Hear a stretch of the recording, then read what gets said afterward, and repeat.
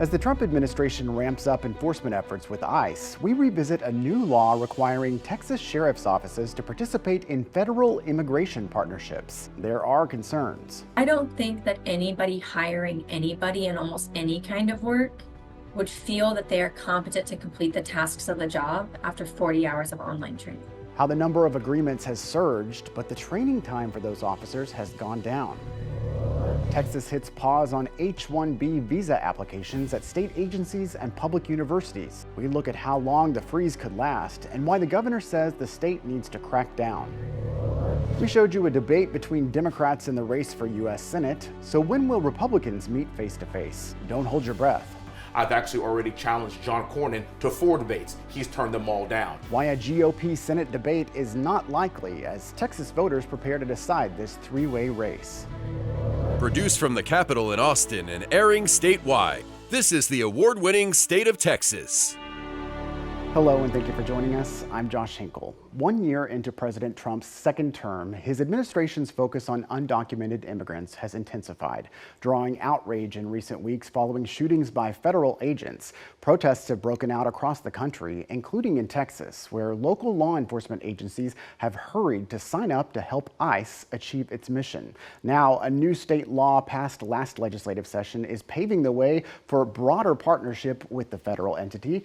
Earlier this month, effective January 1st, sheriff's offices in all counties with a jail must enter into 287G agreements.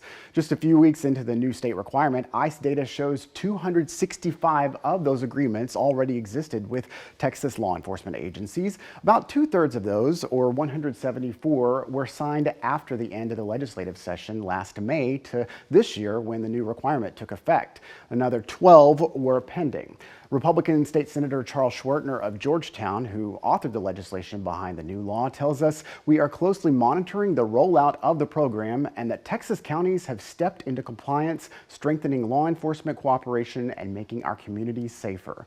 In Texas, there are 3 different 287G models, which all essentially deputize local, county, or state police to be force multipliers for ICE. ICE data shows the task force model, which allows officers to enforce immigration laws during their routine duties in their communities, is the fastest growing in the country. This could include questioning people during traffic stops, making immigration-related arrests, and accessing federal databases surrounding those purposes.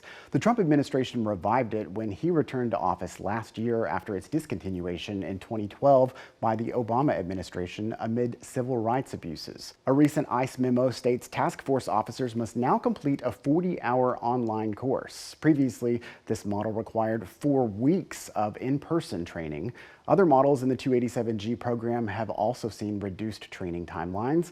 On its website, ICE states training available to officers includes immigration law, multicultural communication, and avoiding racial profiling. But some immigration experts say the administration's new streamlined training timeline brings renewed concerns in those areas, along with preparedness and oversight. I don't think that anybody hiring anybody in almost any kind of work would feel that they are competent to complete the tasks of the job after 40 hours of online training for any job, let alone a job that is deeply threatening to the individual rights of individuals on the street, not alone a job where you're going to be carrying a weapon. At the same time, Texas is making it easier for sheriff's offices to comply with the new requirement to participate in the program. This month, launching a grant application for funding between $80,000 and $140,000, depending on a county's population.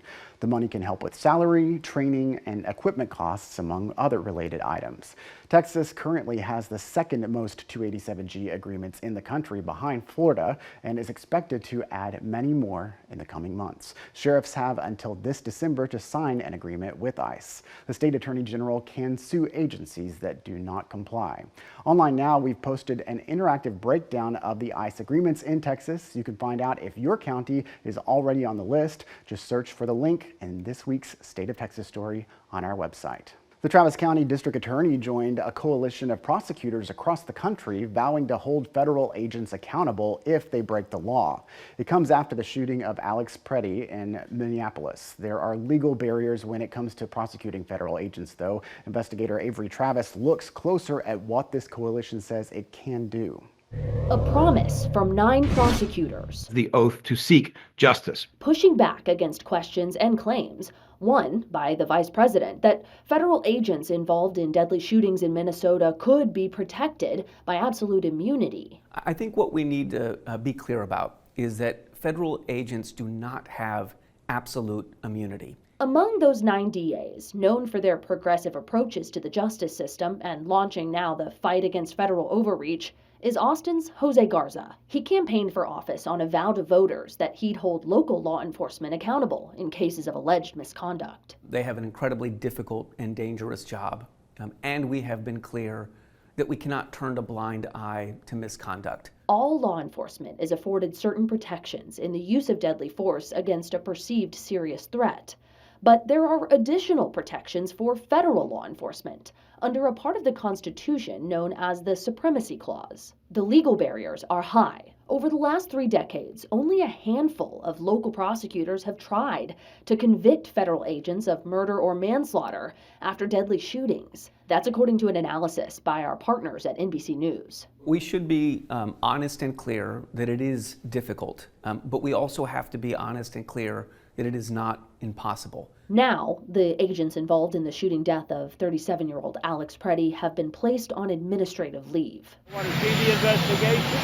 I'm going to be watching over. Back in Travis County, Garza explained they hope to roll out tools to help the public report potential misconduct. I sincerely hope that we are never in a position where we have to make a decision about whether it's appropriate to prosecute a federal law enforcement officer. But things have deteriorated to the point that we have to be prepared, and so that's what we're doing. Avery Travis for State of Texas.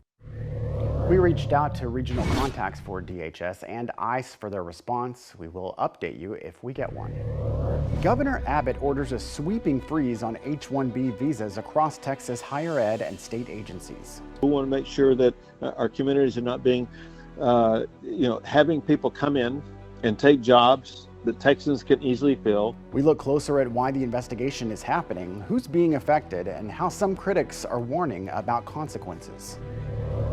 One candidate wants 4 debates, another says there's no point, and the leader in the polls isn't saying anything. Why a GOP Senate debate is not likely as Texas voters prepare to head to the polls.